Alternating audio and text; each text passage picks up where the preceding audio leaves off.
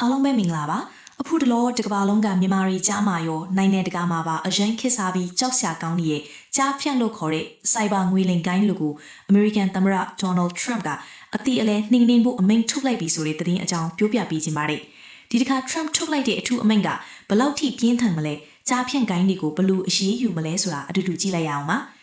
မလ6ရက်နေ့မှာထရမ့်ဟာအဲ့ဒီမဟာဗျူဟာတစ်ကိုကြီးညာခဲ့ပြီးအမေရိကန်နိုင်ငံသားတွေနဲ့အမေရိကန်လုပ်ငန်းတွေကိုထိမှတ်ထားနေတဲ့ငွေညှစ်မှုငွေလိမ်မှုအမျက်ထုတ်မှုတွေကိုတိုက်ဖြတ်မဲ့အထူးအမိန့်တစ်ရပ်ကိုလည်းလက်မှတ်ရေးထိုးခဲ့ပါတယ်။အဲ့ဒီမဟာဗျူဟာကိုသမ္မတထရမ့်ရဲ့အမေရိကစိုက်ဘာမဟာဗျူဟာလို့နာမည်ပေးထားပြီးအကြီးကမူဝါဒ6ရပ်ကိုအခြေပြုထားပါတယ်။အမေရိကန်အစိုးရဟာစိုက်ဘာစစ်စင်ရေးမရှင်တွေကိုခန်းစစ်အသွင်ရောထိုးစစ်ပုံစံနဲ့ပါခင်းချင်းကျင့်သုံးသွားမှာဖြစ်ပါတယ်။အမေရိကန်ရဲ့စနစ်ထဲကိုနိုင်ငံခြားဟက်ကာတွေကထိုးဖောက်ဝင်မလာနိုင်ခင်ကတည်းကအဲ့ဒီစိုက်ဘာရာဇဝတ်သားတွေကိုတန်ပြန်နှုတ်ရှက်တာမျိုးနီးလန်းတွေကိုကျင့်သုံးစေမှာပါထရမ့်ကလက်မှတ်ရေးထိုးခဲ့တဲ့မဟာဗျူဟာတွေထဲမှာဉာဏ်ရည်တုနည်းပညာ AI ကိုမလျော်မကအသုံးချမှုတွေကနေတားဆီးဖို့အတွက်ထူးခြားစမ်းသစ်တဲ့ AI လုံခြုံရေးအစီအမံတွေကိုလည်းအားပေးသွားမယ်လို့ဖော်ပြထားပါတယ်AI ဟာနိုင်ငံတကာတည်ငြိမ်ရေးအစီအမံတွေမှာအထောက်အကူဖြစ်ဖို့လိုအပ်တယ်လို့လည်းဖော်ပြထားပါတယ်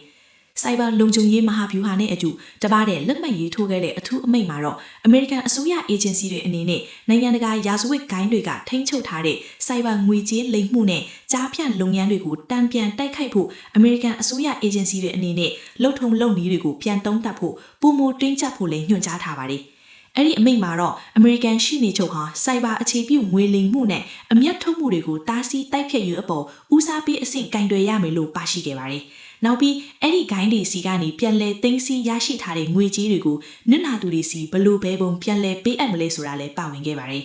အထူးအမိန့်အသစ်မှာတော့စိုက်ဘာရာဇဝတ်ဂိုင်းတွေကိုလက်ခံပေးထားတဲ့အင်ရှင်နိုင်ငံအပေါ်စီးပွားရေးပိတ်ဆို့အရေးယူမှုတွေဗီဇာကန့်သတ်မှုတွေနိုင်ငံအထောက်ပံ့ကန့်သတ်တာတွေကိုအရေးယူကျင့်သုံးဖို့နိုင်ငံခြားရေးဝန်ကြီးဌာနကညွှန်ကြားထားပါတယ်ပြီးတော့အဲ့ဒီရာဇဝတ်လုပ်ငန်းတွေရဲ့ပိုင်ဆိုင်မှုတွေနဲ့ဆက်ဆက်ပစ္စည်းတွေကိုသိမ်းယူတာထိန်းချုပ်တာကြားဖြန့်ဂိုင်းတွေစီကပြန်လည်ရယူထားတဲ့ငွေကြေးတွေကိုနစ်နာသူတွေစီပြန်လည်လွှဲပြောင်းပေးတာတွေစိုက်ဘာအခြေပြုကြားဖြန့်လုပ်ငန်းတွေကိုလက်ဦးမှုယူရှာဖွေဖော်ထုတ်ပြီးဖိနှိပ်တားဆီးတာတွေလည်းပါဝင်ပါတယ်အမေရိကန်ဟာမိနစ်တုန်းကအရှေ့တောင်အာရှဒေသရင်းမှာရှိတဲ့ကြားဖြန့်ဂိုင်းတွေကိုချေမှုန်းဖို့အတွက်အထူးယူနစ်တစ်ခုထူထောင်ခဲ့ပြီးအဲ့ဒီလိုမျိုးကနဦးစားအဆင့်လုပ်ငန်းစဉ်တွေကိုအခြေခံပြီးအစီအမံတွေကိုရေးဆွဲထားတာပါအမေရိကန်ရဲ့စိုက်ဘာရာဇဝတ်မှုတိုက်ခိုက်ရေးအစီအမံတွေမှာတော့အဲ့ဒီလုပ်ငန်းတွေမှာအစိုးရအရာရှိတွေတန်တမအရာရှိတွေရှုထွေပါဝင်နေသလားဆိုတာကိုပါခြေရန်ခန့်ဖိုးထုတ်ပြီးပြစ်မှုထင်ရှားရင်နေနနာအပါဝင်တင့်တော်တဲ့အရေးယူမှုတွေလှုပ်ဆောင်ဖို့လည်းပါဝင်လာပါတယ်နိုင်ငံတကာစိုက်ဘာလုံခြုံရေးပညာရှင်တွေကတော့စိုက်ဘာရာဇဝတ်မှုတွေဟာ AI အပါဝင်ပိုပြီးခင်မီစမ်းသစ်တဲ့နည်းလမ်းတွေကိုအသုံးပြုလာနေကြောင်းထောက်ပြထားပါတယ်ပြီးခဲ့တဲ့နှစ်တုန်းကအမေရိကန်ဟာစိုက်ဘာရာဇဝတ်ဂိုင်းတွေကြောင့်ဒေါ်လာ